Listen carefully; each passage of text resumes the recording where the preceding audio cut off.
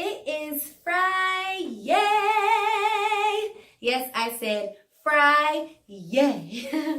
It's the last day of the week for learning with Miss Horton and Miss Hyatt.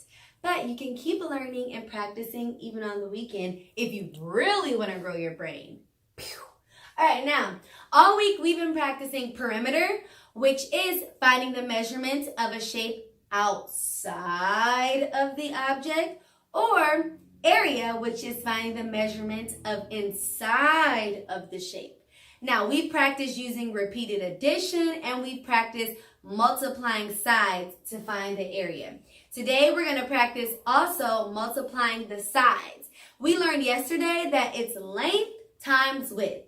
Say length, long side. Or width, say width, the wide side.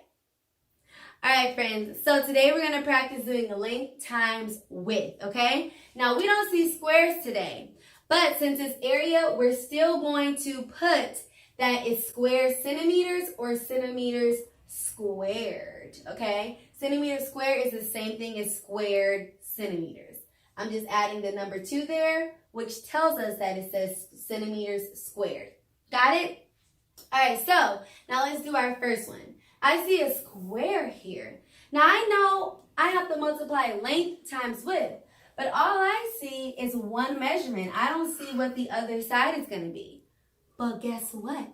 It's a square. So I know that both sides, all sides are going to be equal. So I can put 5 right here because I know that a square has all equal sides.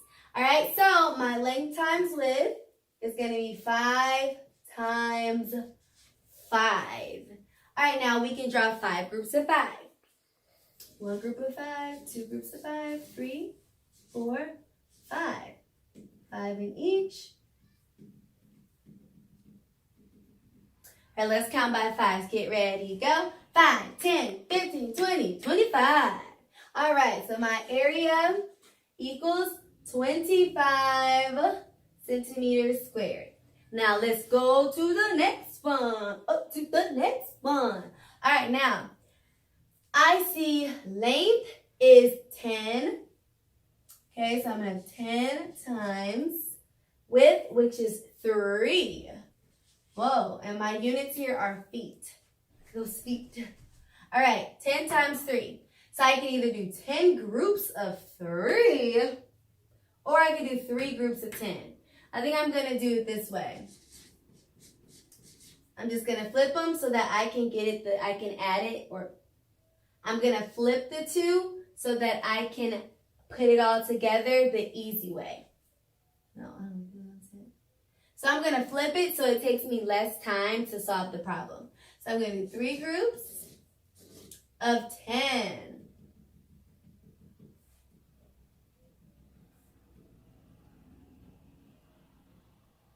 All right, now each one is 10. So let me count by 10s. Get ready, go. 10, 20, 30. So my area equals 30 feet squared.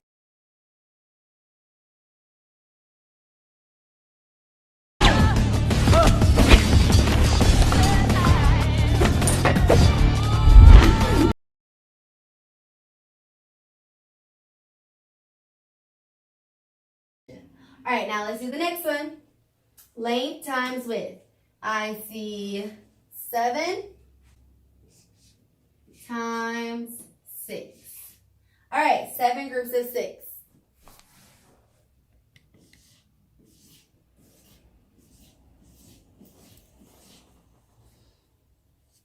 And now I have to put 6 in each one.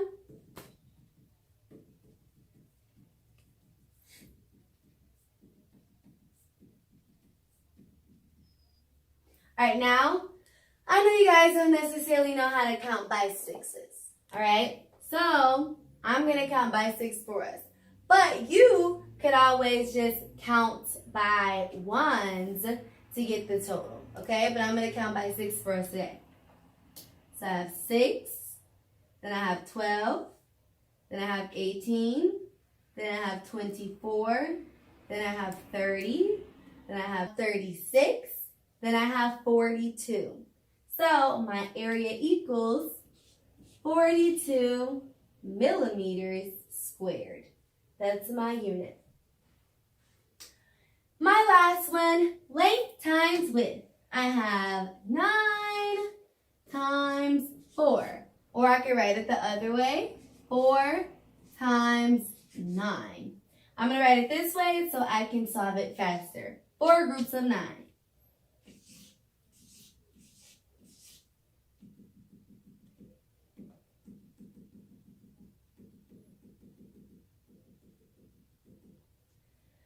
All right, now you would have to count all of these by ones, or like Miss Horton did before, if you know your timetables, you could do 9, then you would know it's 18, then 9 times 3 is 27, and 9 times 4 is 36.